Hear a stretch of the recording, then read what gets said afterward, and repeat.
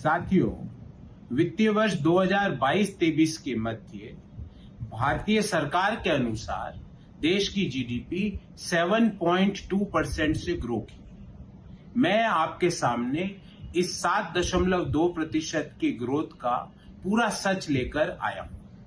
साथियों, 2018-19 में देश की रियल जीडीपी का साइज 140 लाख करोड़ रुपया था, जो 2022-23 में बढ़कर हो गया 160 लाख करोड़ रुपया। अर्थात 18-19 से लेके 22-23 4 वर्षों में रियल जीडीपी 140 लाख करोड़ से 160 लाख करोड़ रुपया हुई। अगर हम इसको प्रतिशत विकास दर में मापे तो पिछले 4 सालों में जीडीपी विकास दर देश की मात्र 3.4% रही। भारत जैसा युवा देश क्या 3.4% की जीडीपी ग्रोथ डिजर्व करता है, जो पिछले 4 सालों में ऑन एन एवरेज रही है? दूसरी बात साथियों, पिछले 25 सालों में मैन्युफैक्चरिंग सेक्टर की सेकंड लोवेस्ट, दूसरी सबसे न्यूनतम ग्रोथ रेट 2022-23 में रही है। 2022-23 में मैन्युफैक्चरिंग सेक्टर मात्र 1.3% से ग्रो किया है।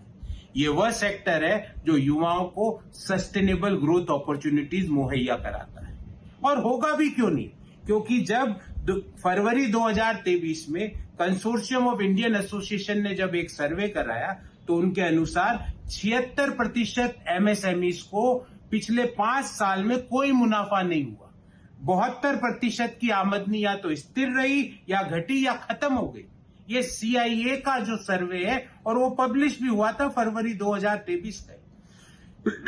इससे भी ज्यादा चिंताजनक 2 इश्यूज और हैं।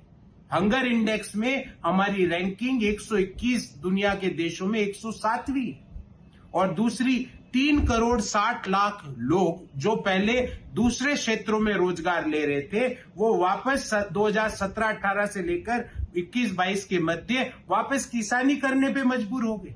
हंगर इंडेक्स में हमारी रैंकिंग गिर रही है।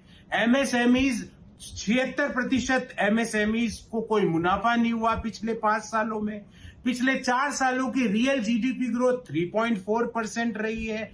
मैन्युफैक्चरिंग सेक्टर मात्र 1.3% से ग्रो कर रहा है, और सरकार ढोल धमाके कर रही है।